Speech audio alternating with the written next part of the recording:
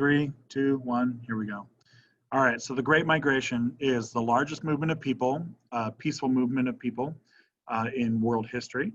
And it's the movement of Black Americans from the South to the Northeast, okay? It comes in two waves. Our first wave is from 1915 to 1940. This is our pre-World War II wave, okay? From 1915 to 1940, it's between the world wars, between World War I and World War II.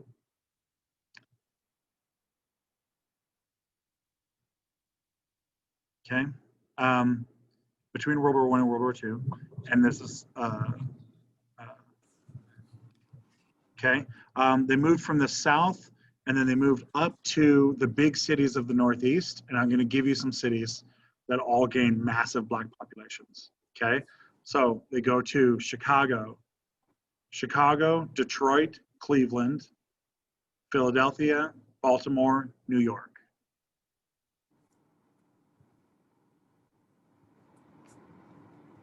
I'll give it to you again. Chicago, Detroit, Cleveland, Philadelphia, Baltimore, New York.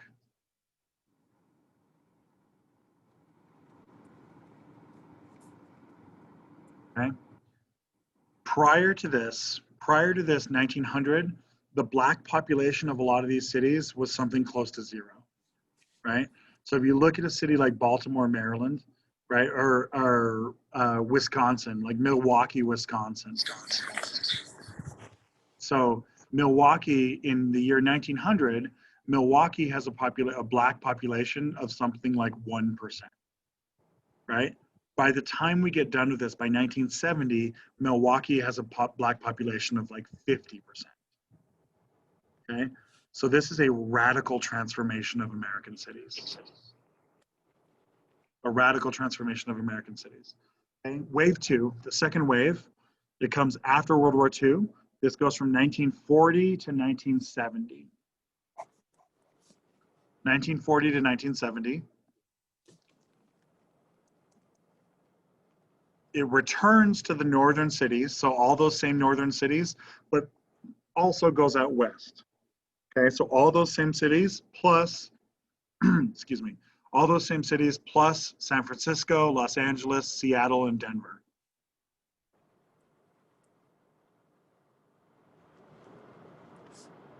Okay, so all those northern cities again, plus San Francisco, Los Angeles, Seattle, and Denver.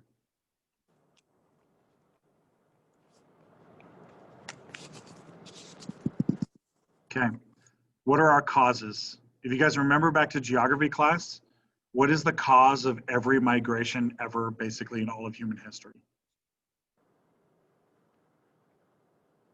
Elha, do you remember what the cause is? Just like the conflict. Say it again. This conflict. No, it's not conflict. Who can help them out? Pooja, are you there?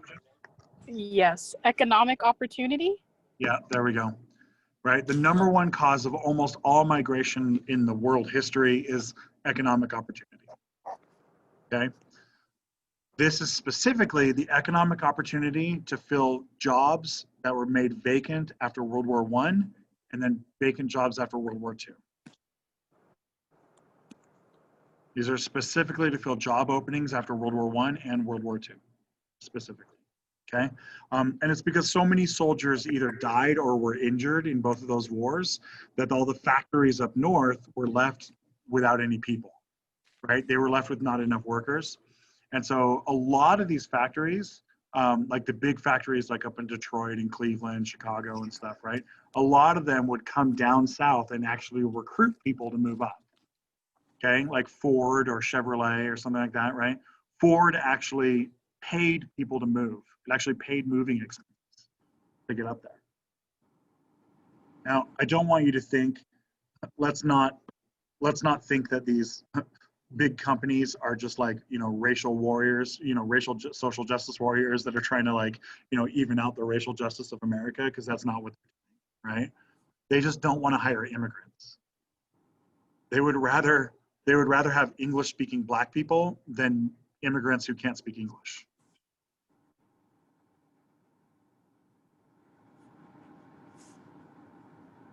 Pooja, you don't have no camera today? To be fair, I'm in my car. I figured you were. I figured you were. I saw you. I exposed you. That's okay. I feel very attacked. We exposed you for being in your car. Yeah. You're not at the It's rave so like nice. Kira is. All right.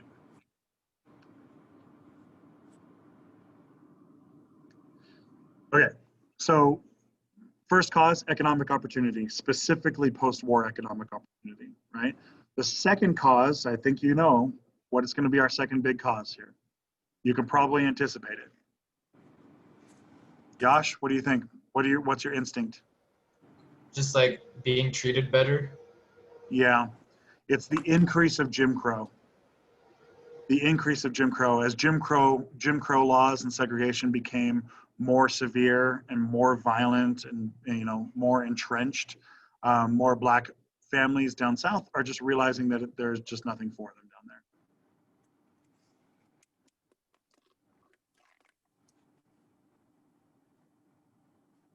Okay, so this Great Migration. Now, here are these maps here.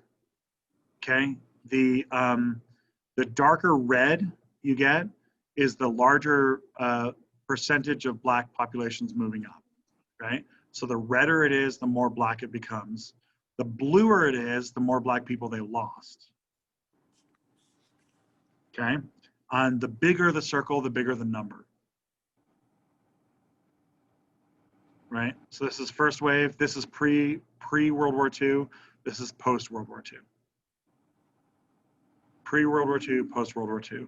But you can see the Great Lakes region, the Northeast region is gaining a ton, okay? And this causes a huge cultural shift, for America, because now the black problem isn't a Southern problem. The black problem is a Northern problem as well, right? It's everywhere in America. That black history is now on the doorstep of people all across the United States, right? Is that as these, it used to be that most of the country was able to just say, oh, black people aren't our problem. Black people are the problem of the South. Well, now it's a problem for everybody to deal with, right? I'm not saying black people are a problem. I'm just saying that all of the other things that are associated with this, right? White racists are going to see this as a big problem, okay? Because as you probably already expect, what's going to happen as a result of the Great Migration? Violence, okay? This is the first time that the great American tradition of lynching people starts to spread into the North. We're going to start seeing large-scale racial violence in the North during this time period. It used to be that the only like racial violence, like lynchings and stuff, were only really happening, down in like Alabama, Mississippi, Georgia, in those areas down there. Now we're going to start seeing massive race riots, massive race lynchings up in Michigan, in New York, in Massachusetts, in all these places like this. In fact, here is a good example of this, okay? The worst example, the nastiest example is 1919. In the year 1919, we call this Red Summer. We call it the Red Summer. We call it the Red Summer because of all the blood that gets spilled. During the Red Summer, you'll notice that the date is also the Elaine massacre in Elaine, Arkansas, right? So Elaine, Arkansas is the worst massacre, the one we talked about a couple of class periods ago, right? That's the worst massacre of 1919, but we're going to get race massacres in Washington, D.C., in New York. We're going to get multiple ones in Chicago, in Detroit, right? We're going to get race massacres that are going to show up in all of these northern cities. This picture right here is Chicago. Chicago has one of the biggest and nastiest ones, where the black people had moved into the neighborhoods and the white people take their guns and kicked all the black people out of the houses, leaving the houses vacant because they'd rather have a vacant house than a black family live next to them, right? Washington, D.C. sees the rise of motorcycle gangs. And by this, I mean motorcycle gangs of white people driving motorcycles down the streets of Washington, D.C. with hunting rifles, taking shots at the black people who've moved in. Right? We're going to start seeing this kind of stuff show up in New York. We're going to start seeing this kind of stuff show up all over the Northeast. Okay? I'm dwelling on this. I'm focusing on this because I think it's really important that you guys understand that there's this perception that we get taught this like sanitized version of the civil rights movement, that the sanitized version of the civil rights movement is non-violent, right? There's a lot of violence. There's a significant amount of violence, right? As W.B. Du Bois would say, we're just trying to make sure that the violence is even to everybody. Right? The killing's already happening. We just think it should be spread out, right? That this violence is already happening all over the place. This non-violent time has violence all over it. Now, the black people aren't causing the violence in almost every case, right? The black people, in like 99% of the cases, the black people are not causing any kind of violence at all. But let's be clear, there's violence. Okay? All right. We also have the Red Menace, right? The Red Summer is also the rise of the Red Menace.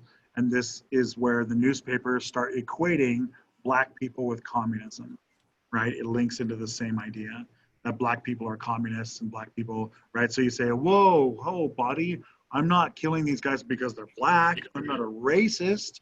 I'm killing them because they're communists. I'm a patriot, right? You're just repackaging it. Right? It's kind of like you repackage the former slave into a sharecropper. You repackage that sharecropper into a criminal so you could force him to work for free. You repackage the black person as a communist, right? They're constantly just repackaging their racism and just putting a new label on the top of it. Does that make sense? Okay. Let's see. All right, let's talk about the New Deal. All right, we're going to jump forward in time. Big number K. K brings us up to the New Deal. K, New Deal. All right, Mike comes late to class, but he knows about the New Deal. Mike, tell us what the New Deal is. It was Roosevelt's plan to like put a bunch of money into the economy, and what was it? I'm losing my mind. The Great Depression, that's what it was, to like recover. Okay, that's a mostly good answer. That's a mostly good answer. Let's see if I can polish it up a little bit. All right, so the New Deal was the large-scale government plan to to respond to the Great Depression. It's a large-scale government plan to respond to the Great Depression. It's Franklin Roosevelt's plan, okay, in the 1930s. Now, the New Deal represents this like massive economic restructuring of America, right? Where we're increasing all sorts of economic programs and policies, right? Some students in class today called it FDR's alphabet soup, right? It's his alphabet soup, yeah. That's like a catchphrase that we use, that we in the history teacher business use. All right, so here's the thing about the New Deal. The New Deal is a mixed bag on race, okay? It takes the economic problems of the United States and it kind of is attempting to fix these problems. Now, FDR is guided by Eleanor Roosevelt. I think she needs a lot of credit here. Eleanor Roosevelt is like the conscience of FDR, right? She's like the socially responsible conscience driving this, and FDR is the guy who he's the wheeler and dealer, right? So he can get these done, right? I'm going to say it again because you didn't get my joke. FDR is the wheeler and dealer, like he's in a wheelchair. New Deal. See, that was a good joke. That was a good joke. I kind of feel like you guys dropped the ball on that one. Sure. Yeah, I feel like that was a good one. All right, fine, it's fine. If you guys can't handle my extreme comedy stylings, then we'll just have to move on. All right, so the New Deal's mixed. Let's go with the good stuff first. Okay, so the good stuff is, on the good side here, FDR actually cared about race. He really did. FDR did try to solve the issue. He was addressing race, he was addressing these issues. He really did care about it. Like it's something he cared about. So he recognized it as a problem. He would talk about it in his fireside chats. He recognized this as a problem. A lot of times Eleanor would be prompting him, but he would say it. That's a huge step up, right? Because our previous presidents didn't give a crap about it, right? Coolidge didn't care about race. Harding didn't care about race. Hoover didn't care. Wilson was an active racist that made things worse, right? Taft didn't care. Teddy Roosevelt kind of vaguely cared a little bit. McKinley didn't care. Cleveland made it worse. Hayes made it worse. Johnson made it worse, right? Like all the way back to Grant, who tried and failed, and then Lincoln, who made it better, right? So FDR is the first president in like 60 years to even attempt to make it better. So good job. All right, so I think we can recognize that he's the first to even try. Most presidents just don't even care. All right, so that's good. FDR comes up with a plan, and he plans a quota system where any new government program being enacted has to have the percentage of employees be Black that's equal to the population. So if 20% of your city is Black, 20% of your employees should be Black.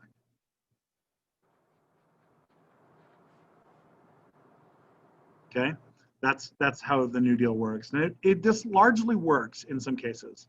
The federal government employee rate, Black people employed by the federal government, it rises up to like 15% of the federal government, right? FDR directly hires Black people into the federal government, right? It does not work whenever they're trying to get companies to do this. Companies just don't. They just don't do this, okay? So that's the first big thing, is it did increase the employment, okay?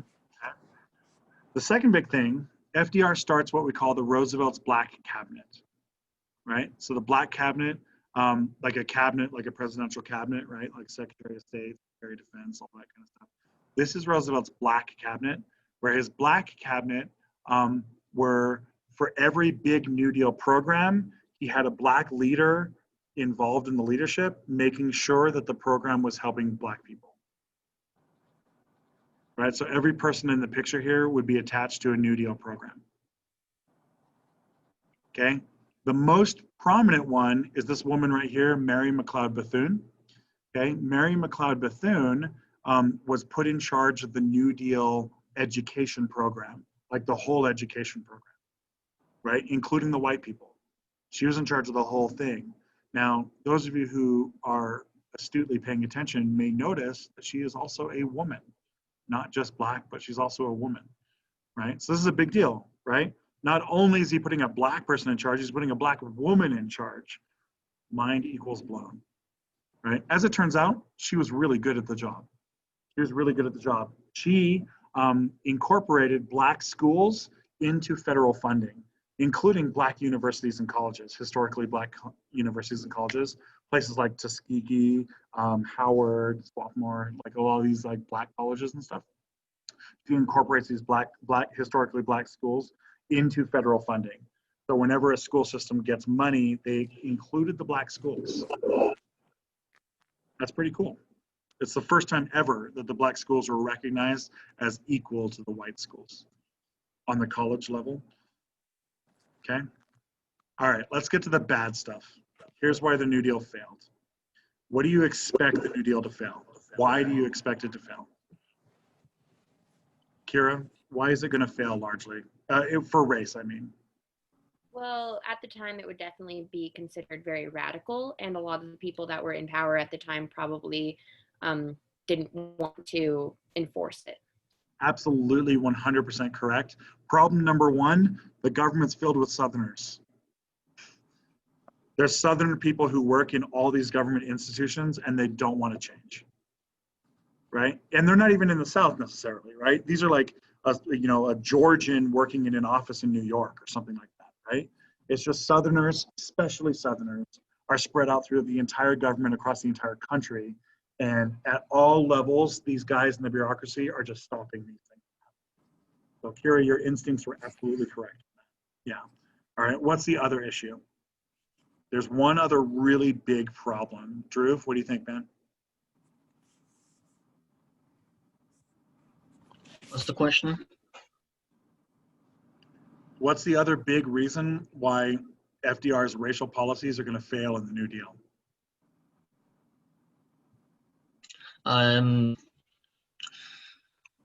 Did we already say people in Congress stopping him, or other people in the government stopping him? Yeah, are you not paying attention, man? Oh no, you did say that. Come on, man. Kira gives you such a good answer. You should probably listen to her. All right, who can help Drew out? Who's paying attention can help Drew out? Josh, what do you got, man?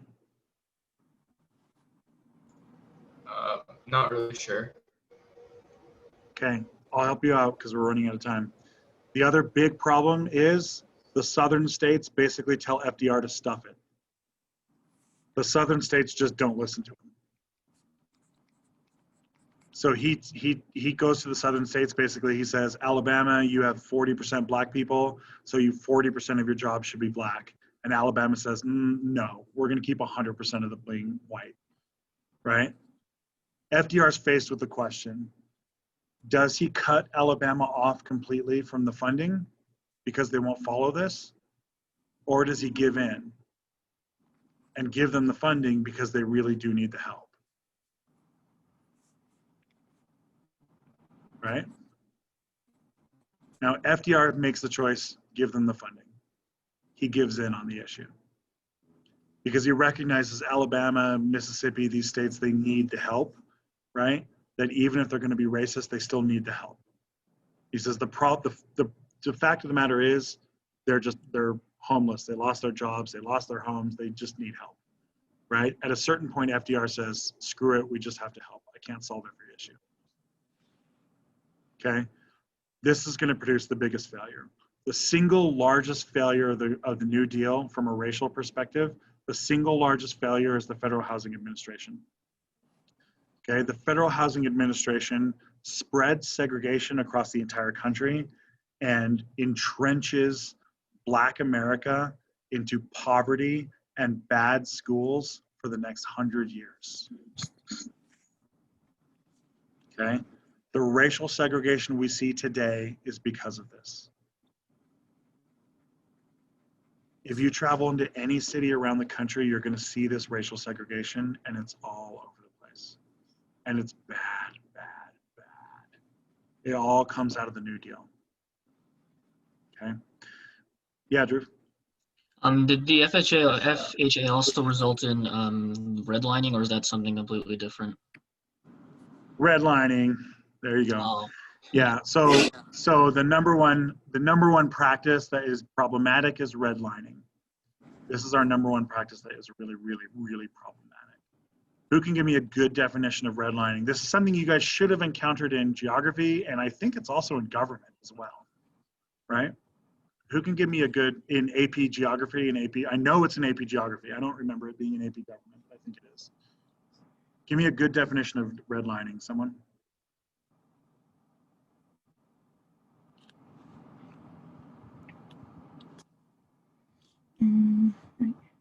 Pooja, you got it? It's like, and it's for like real estate and stuff where like you don't give them the money they need to purchase the homes. Okay. Like you economically disadvantage them. Yeah, it's economic segregation is what it is. What it is, let me give you a good clear definition. Redlining is the illegal practice where banks restrict certain neighborhoods to Black people.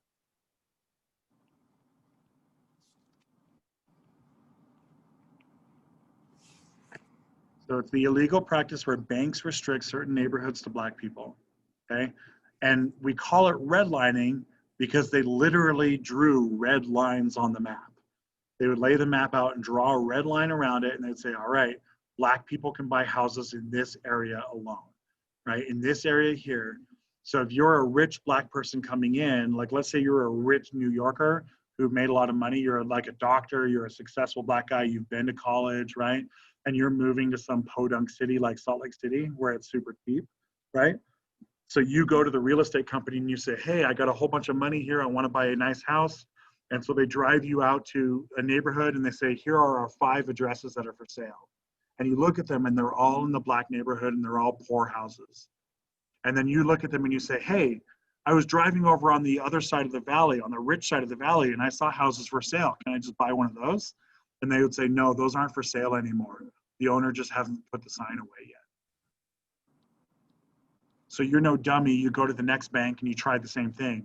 And you say, hey, that last bank wouldn't let me sell this house. I want to buy a house over here. And the second bank says the same thing. They say, I'm sorry, that neighborhood is closed. If you want to buy a house, you have to go over to this neighborhood. You can't buy a house here. You have to go up here. Okay? This is totally illegal. You can't do this. But almost every single city, almost every state, all 50 states, almost every city did this. Okay? And it's still happening today. It's very common today. If you don't think it's happening today, why don't you go up to Cottonwood Heights and count the brown people? This weekend, go drive around Cottonwood Heights and count how many brown people you see. I bet you won't find many. And then drive out to West Valley and count how many brown people you see out there. Drive out to Kearns and count how many you see out there. Okay, so Utahns, we have a tendency to think that we're kind of immune from this stuff. We are not. We are not immune, right? In Utah, our redlining generally takes the flavor of anti-Latino redlining, where our Mexicans are all kind of stored out on the west side of the valley. There's not a lot of Mexicans in Sandy, not a lot in Draper, not a lot in Cottonwood Heights, not a lot in Holiday, right? Okay, this is extremely illegal, and it's also extremely, extremely damaging because it condemns the Black people to living in the poorest neighborhoods of a city.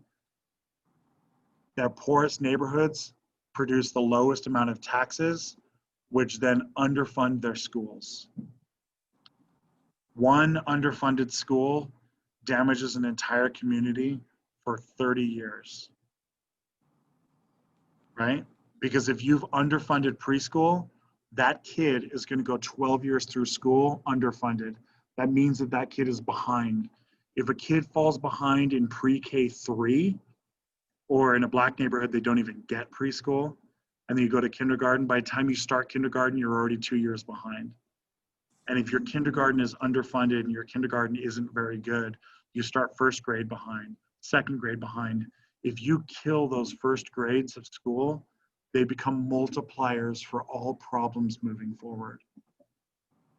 By the time I get seniors in my class, right? I teach seniors, right? You guys are already done.